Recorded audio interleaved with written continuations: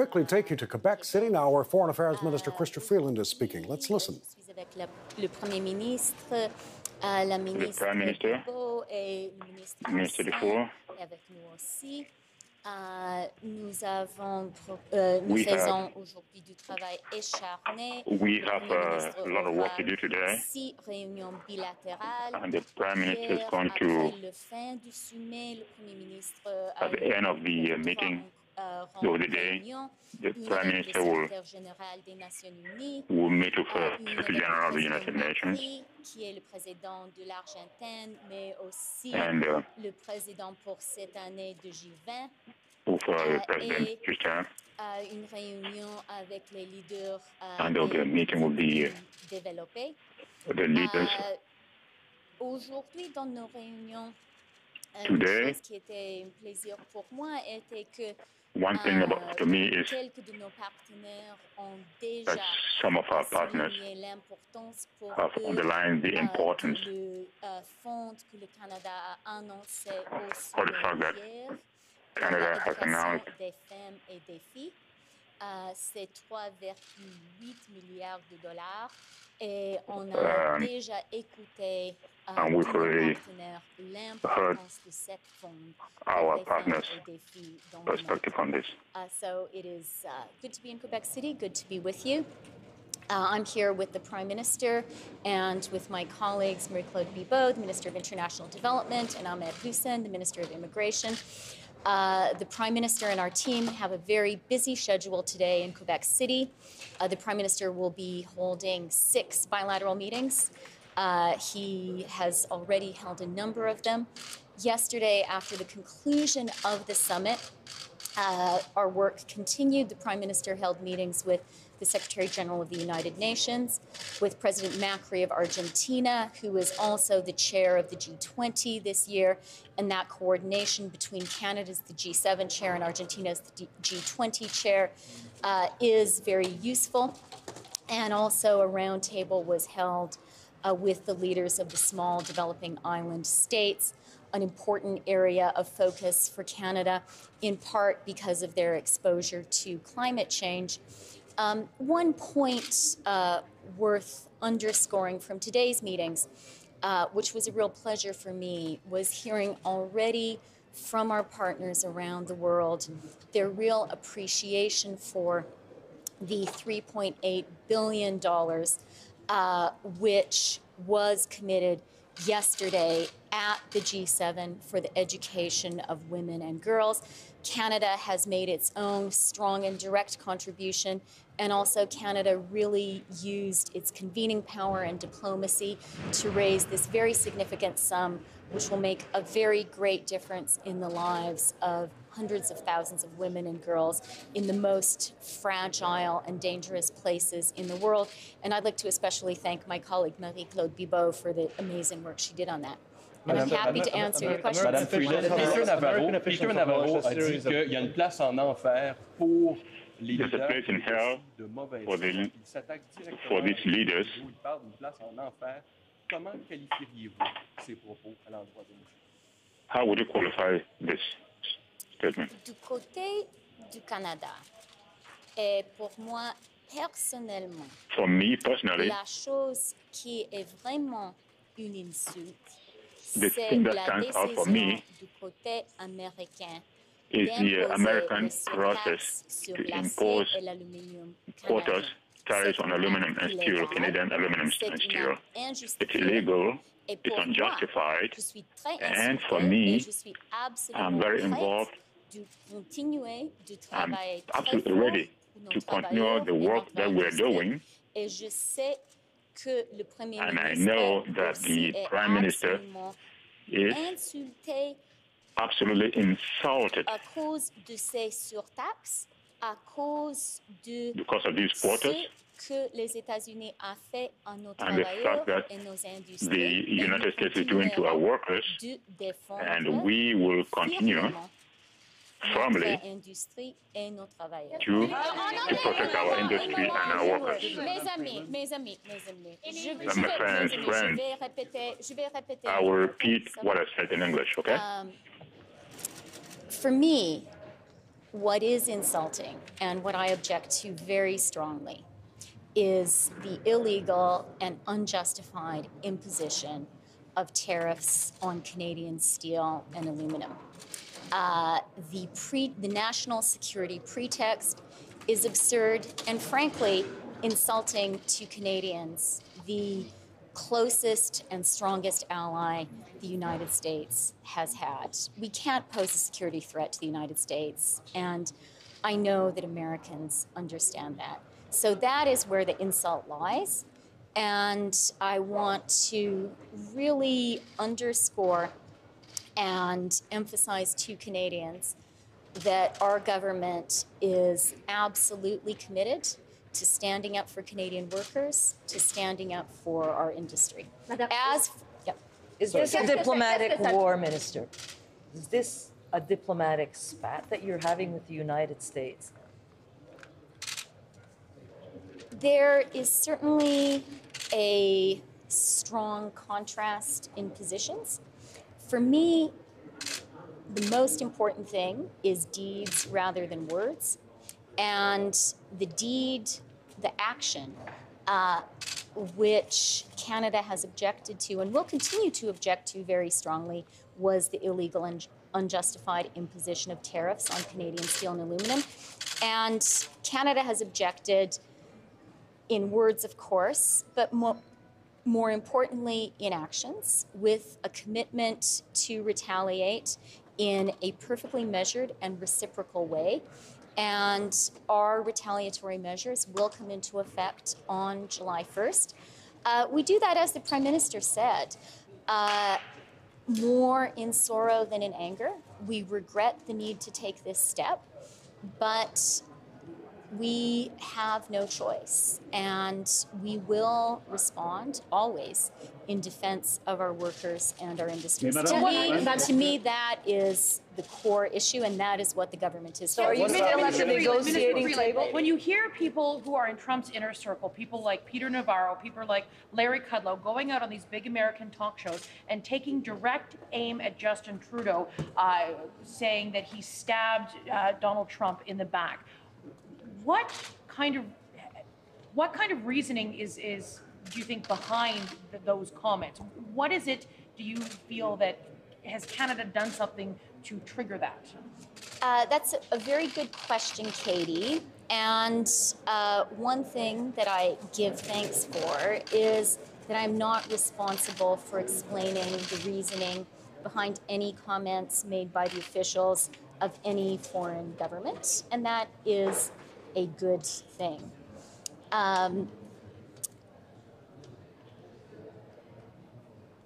What I would also say is Canada is very clear. We are very measured. We used fact-based arguments.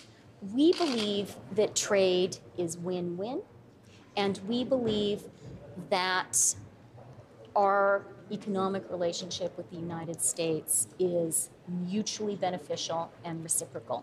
The U.S., we do not see trade deficits as the primary or even a particularly significant measure of the significance of the value of a trading relationship.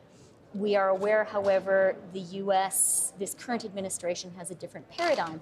So let me point out that the U.S. enjoys a surplus in its trade with Canada overall. It enjoys a surplus in trade in manufactured goods. It enjoys a surplus in trade in agricultural goods. It enjoys a surplus in trade in steel. In terms of the approach that governments choose to take, in terms of the approach that governments choose to take, Canada does not believe that ad hominem attacks are a particularly appropriate or useful way to conduct our relations with other countries. Having said all of that, let me be extremely clear to Canadians, and let me say, as the Prime Minister and I said on the day that the U.S. announced its illegal and unjustified imposition of tariffs against our steel and aluminum industries, the Government of Canada is absolutely committed to standing strong, to defending our workers and our industry, and our retaliatory tariffs will come into effect, perfectly reciprocal, perfectly measured, a dollar-for-dollar response on July 1st, which is Canada Day, perhaps not inappropriate. Madame Freeland, qu'est-ce qu'on fait maintenant? Qu'est-ce que ça What are we going to veut do now, dire Madam Freeland? pour le G7? Est-ce que le G7 est fragilisé?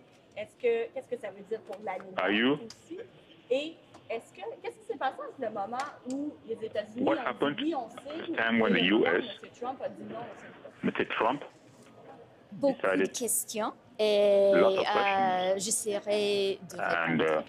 I En ce qui will concerne try le to G7, respond to answer. Comme nous As avons far as I'm dit concerned, avant la as we réunion, said before the meeting, c'est toujours utile et it's important always useful pour and les important 7 pays les plus riches for et the most démocratiques richest dans le countries, monde, the most rich pour and les democratic deux, countries, d'être to- ensemble, d'avoir to get une chance together, de parler to directement. exchange Et ideas c'est une directly, opportunité de and it's a parler chance des enjeux to auxquels talk on a about the un intérêt issues commun et that de travailler ensemble. concern all of us, Mais aussi, on c'est which we une work, opportunité de but it's parler also an sur les opportunity enjeux to auxquels talk il y a about des issues différences. Et c'est ce qu'on a affecting fait. others. Et je And this is veux what we've done. aussi souvenir aux Would also like Canadiens to underline que to le Canadians G7 est aussi that the une G7 réunion avec nos alliés is also européens, a meeting avec le with our Japon. European Et allies, c'était une très importante opportunité pour nous and it's a very de important parler opportunity avec to nos talk alliés with our européens, allies, avec our nos European alliés allies, Japon, sur and nos intérêts Japan, communs. on our common interests. What happens to NAFTA, Minister? Au sujet de l'ALENA, dans le climat qui règne, est-ce que c'est encore Talk about NAFTA. qu'on peut s'entendre, le Canada et les États-Unis, avec les insultes? J'ai eu vendredi une réunion avec last l'ambassadeur Friday, Lighthizer, I met with the avec qui je vais ambassador, parler encore une fois with cet whom après-midi. I'm going to talk again. Mon réunion avec l'ambassadeur My reunion with the ambassador vendredi, il est on venu Friday, à Charlevoix, and était Charlevoix constructif. was Et constructive, nous avons parlé and we talked de l'intention que le Canada et les États-Unis ont about the relationships between Canada and the United States and the continuation of negotiations. Et reste toujours la même. Et And c'est que nous relationship remains the same, sommes and convaincus que la réalité économique et the que economic les liens reality as it is économiques entre le Canada et les between États-Unis Canada and the sont US balancés, sont réciproques et are reciprocal, fait beaucoup de prospérité pour tous les deux and, pays. and Et nous sommes convaincus we're looking for qu'une prosperity for both modernisation est countries, bien and possible. we're Nous sommes convinced convaincus que le that- gros bon sens au fin that common sense triomphera. will En ce qui reign. concerne les négociations, And la about the position du Canada negotiations, est que nous sommes Canada's toujours position prêts à is parler. that we are always En même ready to temps, talk. At the La same position time, du Canada est de Canada's position être is that raisonnable, it's a reasonable de one, faire des arguments basés sur les and faits to make et arguments that are toujours fact-based, de défendre and to en always manière defend absolument ferme in a very les firm way intérêts du the Canada, interests du of travailleur Canada canadien. and our Canadian So when it workers. comes to NAFTA, I had a good meeting with Ambassador Lighthizer, who came to Charlevoix, and I met with him on Friday afternoon. I will be speaking with him again this afternoon. We agreed at our meeting on Friday that we would continue our negotiations on NAFTA.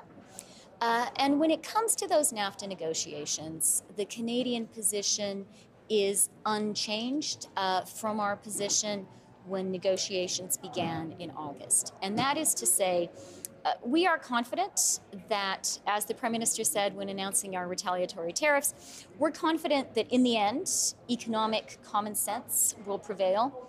We know our economic relationship with the United States is reciprocal, is mutually beneficial. It is almost perfectly balanced.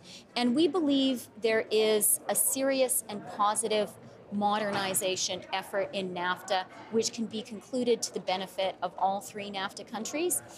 When it comes to our negotiating approach, we always bring fact-based arguments to the table.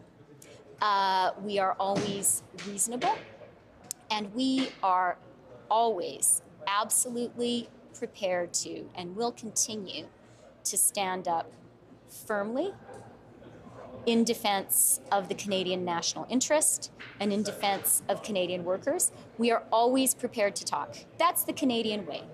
Always ready to talk and always absolutely clear about standing up for Canada. Minister, are they still ready? Minister Navarro said today, though, that there is a special place in hell for the Prime Minister. This is an escalation of sort of normal discourse even for this administration. Where does that leave you in kind of the U.S. ties? Is this not poisoning the well? As I said in answer to Joyce's question, Canada does not conduct its diplomacy through ad hominem attacks. We don't think that that is a useful or productive way to do business. And perhaps we refrain particularly from ad hominem attacks when it comes to our relationship with our allies. Where we are very clear, whereas the Prime Minister said we are clear that we are insulted as a country, and we are absolutely clear in making a firm and strong response, is when we face illegal and unjustified actions from another country. And in a way, that feeling of being insulted is most acute when these illegal and unjustified actions come from a country which is an extremely close partner of ours. You know, our friend, our neighbor, our ally in NATO and NORAD. So where we are focused is on these illegal and unjustified tariffs, and we are responding. Mais les propos de M. Trump ont été condamnés un peu partout en France. Des mots très durs en Italie. Qu'est-ce que ça fait de voir un certain soutien de la part de trying to see la position canadienne? What's Canada's position? La position de nos alliés européens the position from our European allies est la même que la nôtre. Is the same as ours. Le Canada, nous avons coordonné très étroitement avec will l'Union continue européenne, avec with the European Union notre liste de rétaliation et nos actions. and Le to express Canada, our l'Union européenne et le Mexique et perspective. maintenant le Japon aussi. And with Mexico as well as Japan. We will formalize a complaint. Le Canada et le Mexique, tous les deux, nous avons déposé une plainte Canada and Mexico, we together have lodged a complaint, another complaint, against the imposition of these tariffs. Nous avons vraiment une très So, bonne coordination we have avec a ces good alliés. coordination C'est important in de le place, faire et nous continuerons de le faire. Et this je is vais important to répéter do, en anglais. and we will continue to do this. Canada has been working, continues to work, and will continue to work very closely with our allies when it comes to Section 232. In putting together our retaliation lists, Canada, ahead of time, was working closely with the European Union and with Mexico. And Canada, the European Union, Mexico, and Japan have all raised cases objecting to the use of Section 232 at the WTO. Canada and Mexico have both also raised cases under Chapter 20 in NAFTA.